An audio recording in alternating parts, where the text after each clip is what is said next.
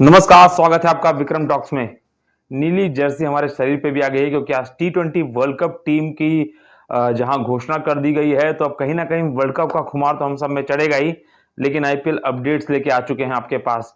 जी हाँ, आज मुंबई इंडियंस और लखनऊ सुपर जायंट्स का मैच था। मुंबई इंडियंस के लिए मैच जीतना बहुत ही महत्वपूर्ण था, क्योंकि कहते हैं ना, अगर ये मैच नहीं जीतते तो कहीं ना कहीं वो आईपीएल के जो प्लेऑफ है ना, उससे बाहर हो जाते नहीं, हो गए। जी हाँ, मुंबई इंडियंस के फैंस के लिए रोहित शर्मा का 37वां जन्मदिन भी था। खुशी होती कि अगर मुंबई इंडियंस मैच जीती या रोहित शर्मा का बल्ला चलता। आज दोनों में से कुछ भी नहीं हुआ और दिन इतना खराब रहा था कि 144 पे ही मुंबई इंडियंस सिमट गई। जहां पे इस आईपीएल में हमने देखा है कि 200, 250, 260 स्कोर बन रहा है, वहां पे हालांकि लखनऊ की पिच जो है वो धीरे खेलती है। पहले ही जो दिग्गज खिलाड़ी हैं या कमेंटेटर्स हैं वो बता चुके थे कि पिच धीरे खेलेगी और 170 से 180 की उम्मीद की जाती थी कि इस पिच पे एक अच्छा स्कोर होगा। लेकिन मुंबई इंडियंस वहां तक भी नहीं पहुंच पाई। हालांकि जो मैच जब खत्म हुआ ना, तो रोमांच से भरपूर था, क्योंकि जिस तरीके से मुंबई इंडियंस की गेंदबाजी में, चाहे वो आज हार्दिक पांड्या की बात करें, कोटजे की बात करें, जिस तरीके से टीम को वापस लेके आई थी ना, उम्मीद थी कि मैच इतना आसानी से जीत जाएगी लखनऊ, लेकिन इतना आसानी से जीतने नहीं दिया मुंबई ने। चलिए आपको बताते हैं आखिर इस पूरे मैच में हुआ क्या। लेकिन अगर आप मुंबई इंडियंस के फैन हैं तो शायद आप ये पूरी वीडियो भी देख पाएं, क्योंकि हम समझ सकते हैं कि दुख होगा। क्योंकि जिस तरीके से कहीं ना कहीं से पता चली जाता है कि मुंबई इंडियंस को लखनऊ के खिलाफ हार का सामना करना पड़ा, और इस हार के चलते प्लेऑफ से भी लगभग लगभग अब मुंबई इंडियंस का कोई चांस नहीं, क्योंकि 6 ही अंक हैं। और ऐसे में आपको बता दें कि राजस्थान रॉयल्स ऑलरेडी 16 अंकों पे और बाकी 3 टीमें भी जो है ना, वो लगभग लगभग 12 अंकों पे चल रही हैं। ऐसे में सनराइजर्स हैदराबाद की बात की जाए या लखनऊ सुपर जायंट्स की भी बात की जाए, जिसने आज का मैच जीतने के बाद 12 अंकों पे आ गई है। चेन्नई ऑलरेडी 10 अंकों पे है, 10 अंकों पे 2 अदर टीम्स भी हैं। ऐसे में बहुत ही मुश्किल है, मतलब ना के बराबर है कि मुंबई इंडियंस पहुंच सके। तो आरसीबी और मुंबई इंडियंस लगभग लगभग वो 2 टीमें बन चुकी हैं जो आईपीएल के प्लेऑफ से बाहर हैं। और सबसे बड़ी बात यह है ना कि आज जिस तरीके से बल्लेबाजी की बात की जाए तो मुंबई इंडियंस का फेलियर रहा। ये तो शुक्र मनाइए ईशान किशन का, थोड़ा सा वडेरा का और टिम डेविड का, जिन्होंने एक सम्मानजनक स्कोर पहुंचा दिया। वरना एक समय पावर प्ले के अंदर जहां रन ठुकते वहां आज विकेट ठुक रहे थे।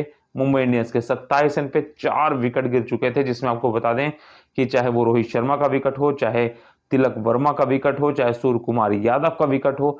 सूर्य कुमार यादव में तो डीआरएस का आज उनको नुकसान उठाना पड़ा, क्योंकि अंपायर ने नॉट आउट दिया था, लेकिन जब डीआरएस में चेक किया गया तो उनके जो बल्ले है उससे एज ली थी गेंद।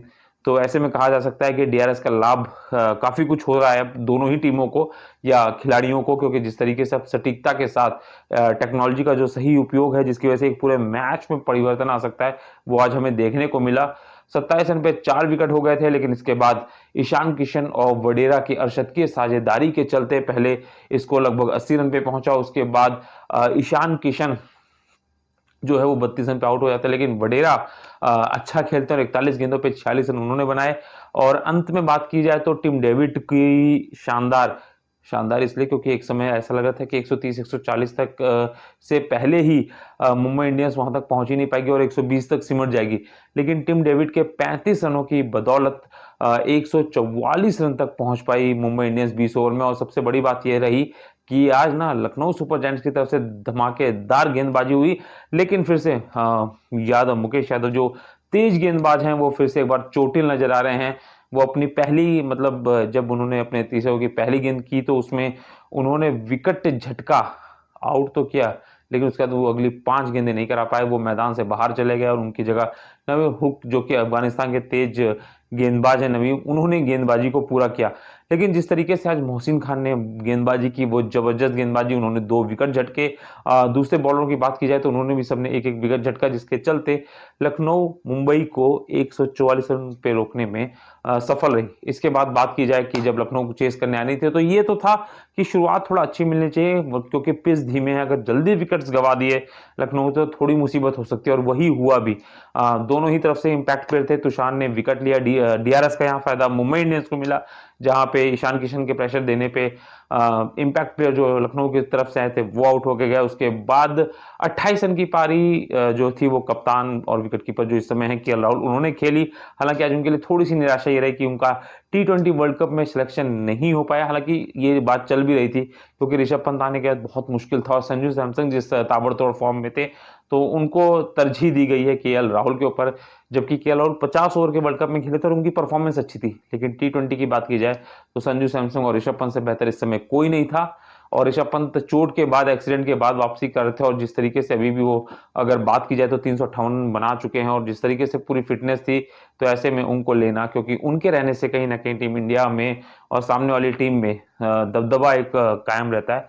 ऐसे में उन्होंने 28 रन की पारी खेली। उसके बाद धन्यवाद देना पड़ेगा आज लखनऊ सुपर जायंट्स को, फिर से स्टोनिस को, जिन्होंने पिछले मैच में भी अर्शद की पारी खेली थी और इस मैच में भी 45 गेंदों पर 62 रन, जी हाँ मात्र 45 गेंदों पे 62 रन अगर ना बनाए होते तो शायद लखनऊ अपनी ही जमीन पे या अपने ही मैदान पे आज हार जाती और 144 भी नहीं बना पाती और शायद आज मुंबई इंडियंस फिर से करामात कर जाती और कहीं ना कहीं इस मैच जीतने के साथ ना मुंबई के पास थोड़ा चांसेस भी होते क्योंकि वो 8 अंकों पे आती। लेकिन आज स्टोनिस ने पहले नहीं ऐसा होने दिया, उन्होंने 62 रन बनाया। उसके बाद दीपक हुड्डा मात्र 18 रन बना के आउट हो गए। मैच फंस रहा था, कोर्टजे ने आके विकेट लिए, लेकिन निकोलस पूरन आज दूसरे मूड में आए थे। उन्होंने 14 गेंदों पे खेल के 14 रन बनाए और जिस अंत में जो एक समय मैच ऐसा हो गया था कि लगभग 10 गेंदों पे 10 रन चाहिए था, विकेट दूसरी तरफ से गिर रहे थे। आयुष बदोनी आए थे, उन्होंने एक चौका और एक छक्का मारने के चक्कर में वो आउट होकर चले गए मात्र 6 रन पे। इसके बाद मैच फंस गया था, सांसें सबकी थम सी रही थी अगर लखनऊ की बात की जाए, और मुंबई इंडियंस में एग्रेशन आ रहा था।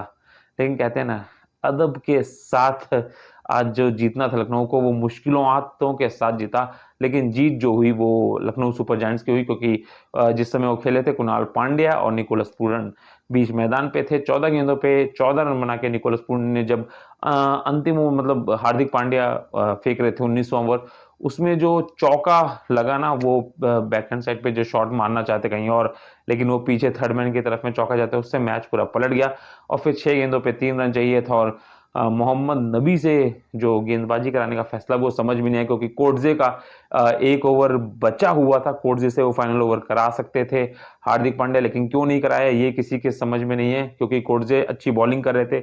मैच भी उन्होंने फंसाया था, उन्होंने जब बल्लेबाज को आउट किया था उसके बाद लखनऊ फंसती हुई नजर आई थी, लेकिन वो फैसला समझ में नहीं आया। नबी को लिया, नबी की पहली गेंद पे 2 रन दौड़ लेते हैं जिससे इसको टाई हो जाता है और फिर से उसके अगले मैच बॉल पे मैच जीत जाती है लखनऊ सुपर जायंट्स और जीत के साथ 12 अंकों पे आ गई। तो वहीं मुंबई इंडियंस के फैंस और मुंबई इंडियंस के लिए निराशाजनक खबर होगी कि इस हार के साथ लगभग उनका आईपीएल प्लेयर ऑफ खेलने का सपना अधूरा रह गया। और कहीं ना कहीं वो जो कंट्रोवर्सी थी ना कि हार्दिक पांड्या को ट्रेड करके गुजरात टाइटंस से लाया, उसके बाद फिर कप्तान भी बना दिया गया, उसका खामियाजा भुगतना पड़ा है मुंबई इंडियंस को और उसका परफॉर्मेंस पे भी काफी असर दिखा।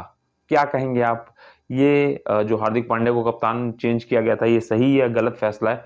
कमेंट बॉक्स में हमें जरूर बताइए।